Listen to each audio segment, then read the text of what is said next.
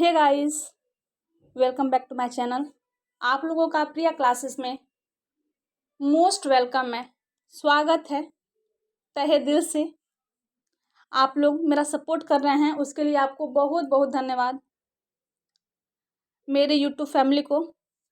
तो देखिए बेटा, कल हम लोग Hindi pedagogy topic first lesson first पढ़े थे, सीटेट सन 2023 इम्पोर्टेंट नोट्स। आज हम लोग topic number second Hindi pedagogy पढ़ेंगे। कल हम लोग पढ़े थे कि भाषा है क्या।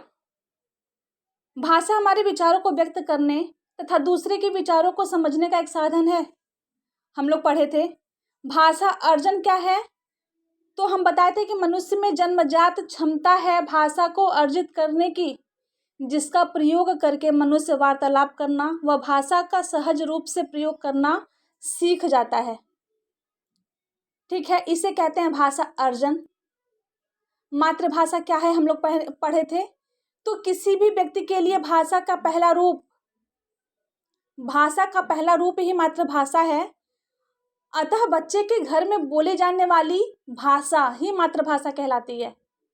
उसके बाद हम लोग पढ़े थे भाषा अधिगम। ठीक है, तो इसका हम लोग पढ़े थे डेफिनेशन। अधिगम में प्रयास की आवश्यकता पड़ती है, चेतन रूप से सीखी जाती है, नियम सीखने होते हैं, किताबें पढ़नी होती हैं, शिक्षकों की ज़रूरत होती है। इसे हम लोग बोलते हैं भाषा अधिगम। आज जो हम लोग पढ़ेंगे भाषा सीखने के चरण, ठीक ना। तो भाषा सीखने के 5 चरण होते हैं। आपके क्वेश्चन में पूछ दे कि भाषा सीखने के कितने चरण होते हैं, 2 चरण होते हैं, 3 चरण होते हैं, 5 चरण होते हैं, 10 चरण होते हैं, तो आप लोग कितना बताएंगे कि भाषा सीखने के 5 चरण होते हैं। पहला है कूकना। पहला क्या है? कूकना, जिसको बोलते हैं कोइंग। बच्चा 6 सप्ताह तक कूकता है, कूकने की कोशिश करता है। उसके बाद से सेकंड नंबर है आपका बलबलाना। बच्चा बलबलाने लगेगा, 6 माह तक बलबलाएगा, कुछ भी माँ पा ब ब त ऐसे कुछ बोलेगा। उसके बाद से थर्ड है आपका एक शब्द चरण। कब वो बोलने लगता है? 1 साल में एक शब्द का उच्चारण बोलने लगेगा, जैसे मम्मी, पापा, पापा, दादा, दादी, मामा ऐसे बोलेगा। चौथा है कि 2 शब्द चरण 18 माह से 24 माह तक, यानी बच्चा 1.5 से 2 वर्ष तक के बीच में 2 शब्द बोलने लगेगा, जैसे मामी, पापा, दादी। ठीक ना। उसके बाद से 5वां है आपका लंबे उच्चारण कब करेगा बच्चा? 2 साल से 4 साल का बच्चा लंबे उच्चारण करने लगेगा कि हम मामा के घर जाएंगे। सेंटेंस तो कंप्लीट नहीं होगा, इधर उधर उसका उच्चारण होगा, सार्थक क्रम में नहीं होगा, टूटा फूटा वो हिंदी बोलेगा, बट वो एक सेंटेंस बनाने की कोशिश करेगा। ये 5 चरण है आपके भाषा सीखने के। कूकना 6 सप्ताह तक, बलबलाना 6 माह तक, एक शब्द चरण 1 साल में बच्चा सीखेगा, 2 शब्द चरण 1.5 से 2 वर्ष के बीच में सीखेगा, और लंबा उच्चारण कब करेगा? 2 साल से 4 साल तक। प्रोफेसर स्मिथ कहते हैं कि 1 साल में बच्चा 3 शब्द बोलने लगता है। 1 साल में बच्चा क्या करेगा कि 3 शब्द बोलने लगेगा। कैसे बोलेगा देखिए, 1 ईयर में क्या करेगा? 3 वर्ड बोलने लगेगा, 3 वर्ड बोलने लगेगा। ठीक। उसके बाद से 2 ईयर में क्या करेगा? वो 272 वर्ड बोलेगा, और 5 ईयर यानी 5 वर्ष में वो 2072 वर्ड बोलना चालू कर देगा। प्रोफेसर स्मिथ के अनुसार, यदि आपके क्वेश्चन पेपर में पूछ दे कि प्रोफेसर स्मिथ के अनुसार बच्चा 1 साल में कितने शब्द बोलेगा, तो 1 साल में 3 शब्द बोलता है, 2 साल में 272 शब्द बोलता है, और 5 साल में 2072 शब्द बोलता है। इसको आप लोग अपनी कॉपी में नोट कर लीजिएगा। नेक्स्ट है भाषा शिक्षण की प्रमुख विधियां। जो भाषा शिक्षण है उसकी कुछ प्रमुख विधियां हैं, आप लोग पढ़ेंगे। पहला है व्याकरण विधि। सेकंड है व्याकरण अनुवाद विधि। थर्ड है प्रत्यक्ष विधि, फोर्थ है सम्मिश्रण विधि, 5 है संप्रेक्षण विधि, छठा है 6 आगमन विधि और 7 है आपका निगमन विधि। व्याकरण विधि होता क्या है? इस विधि के अंतर्गत अन्य भाषा के नियमों को कुछ शब्दों के साथ सिखाया और याद कराया जाता है, ठीक ना। इसमें बच्चे को अन्य भाषा के कुछ नियमों और शब्दों को सिखाया और याद कराया जाएगा। इसके बाद शब्द संयोजन और व्याकरणीय नियमों के आधार पर अभ्यास कराए जाते हैं। ध्यान से देखिएगा, इसे हम लोग बोलेंगे व्याकरण विधि। व्याकरण अनुवाद विधि किसे कहते हैं? कि यह विधि 19वीं शताब्दी के अंत तक, कब? 19वीं शताब्दी के अंत तक परंपरागत और मान्य विधि के रूप में प्रचलित रही। सेकेंड टॉपिक है आपका, इसमें व्याकरण और अनुवाद दो विधियां परस्पर संयोजित रहती हैं। व्याकरण और अनुवाद दो विधियां परस्पर संयोजित रहती हैं। और थर्ड है आपका, इस विधि में बच्चे लक्ष्य भाषा पढ़ना लिखना तो सीख लेते हैं, परंतु बोलने के ज़्यादा अवसर उसको नहीं मिलते। इस विधि में बच्चा अपनी लक्ष्य भाषा को में पढ़ना लिखना तो सीख लेता है, परंतु उसको बोलने का बहुत कम अवसर मिलता है। नेक्स्ट हम लोग देखेंगे,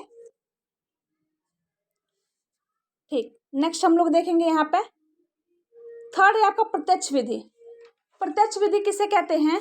कि व्याकरण अनुवाद विधि की अनेक सीमाओं के कारण प्रत्यक्ष विधि का आविर्भाव हुआ। इसे मौखिक वार्तालाप विधि भी कहा जाता है। ध्यान से देखिएगा, प्रत्यक्ष विधि को मौखिक वार्तालाप विधि भी कहते हैं। ध्यान से देखिएगा, यदि आपके क्वेश्चन पेपर में पूछ दे कि मौखिक वार्तालाप विधि किसे कहते हैं, तो आप लोग टिक लगाएंगे प्रत्यक्ष विधि को, ठीक ना। और प्रत्यक्ष विधि किसे कहते हैं? तो मौखिक वार्तालाप विधि। फोर्थ है आपका सम्मिश्रण विधि। इस विधि के अंतर्गत भाषा शिक्षण की प्रक्रिया के व्यवहारिक पदों का सम्मिश्रण है। ध्यान से देखिएगा। और सेकंड है कि इस विधि में भाषा शिक्षण के विभिन्न उद्देश्यों के अनुरूप और शिक्षण प्रक्रिया के विभिन्न चरणों पर किसी भी विधि का चयन कर सकता है। इसे सम्मिश्रण विधि कहा जाएगा। और पांचवा है संप्रेक्षण विधि। इसमें बोला गया है कि प्रत्यक्ष विधि की प्रक्रिया को शुद्ध बनाते हुए संप्रेक्षण विधि का विकास हुआ है। उसके बाद से है भाषा प्रयोग सीखने में ही भाषा की संरचना सीखना है। क्या कह रहा है? कि भाषा प्रयोग सीखने में ही भाषा की संरचना सीखना है। और लास्ट टॉपिक है आपका, यह स्वाभाविक रूप से भाषा के प्रयोग पर बल देती है। किसके प्रयोग पर बल देती है? भाषा के प्रयोग पर। किसके प्रयोग पर बल देगी? संप्रेक्षण विधि स्वाभाविक रूप से भाषा के प्रयोग पर बल देती है। संप्रेक्षण के माध्यम से भाषा सीखी जा सकती है। उसके बाद से आगमन विधि, ये आपका इंपॉर्टेंट है, IMP इसको लिख लीजिएगा। आगमन विधि और निगमन विधि पूछता है, ये सब तो पूछता नहीं है, लेकिन फिर भी हम बता दिए हैं कि पूछ दे तो पता रहना चाहिए आप लोगों को। आगमन विधि जाता है हमेशा उदाहरण से नियम की ओर।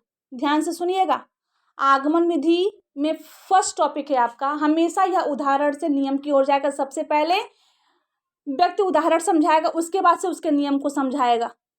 दूसरा है विशिष्ट से सामान्य की ओर, हमेशा यह विशिष्ट से सामान्य की ओर जाता है। और थर्ड है ज्ञात से अज्ञात की ओर। इसमें एग्जाम्पल के तौर पे हम बता दे रहे हैं कि पहले संज्ञा के उदाहरण देते हुए बाद में परिभाषा बताना। आगमन विधि में मतलब सबसे पहले हम किसी एग्जाम्पल के थ्रू आप लोग को समझाएंगे, उसके बाद से उसका डेफिनेशन बताएंगे।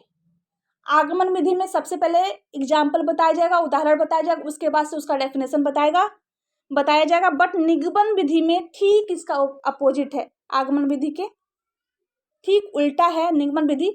इसमें नियम से उदाहरण की ओर जाएगा। सबसे पहले हम नियम बताएंगे, उसके बाद से उस राह पर चलने का तरीका यानी उसका उदाहरण बताएंगे। और सेकंड है सामान्य से विशिष्ट की ओर। सबसे पहले सामान्य होते होते होते कुछ अच्छा करना, कुछ विशिष्ट बताना। एग्जाम्पल क्या है आपका, पहले परिभाषा बताना, फिर उसके उदाहरण व प्रश्न हल कराना।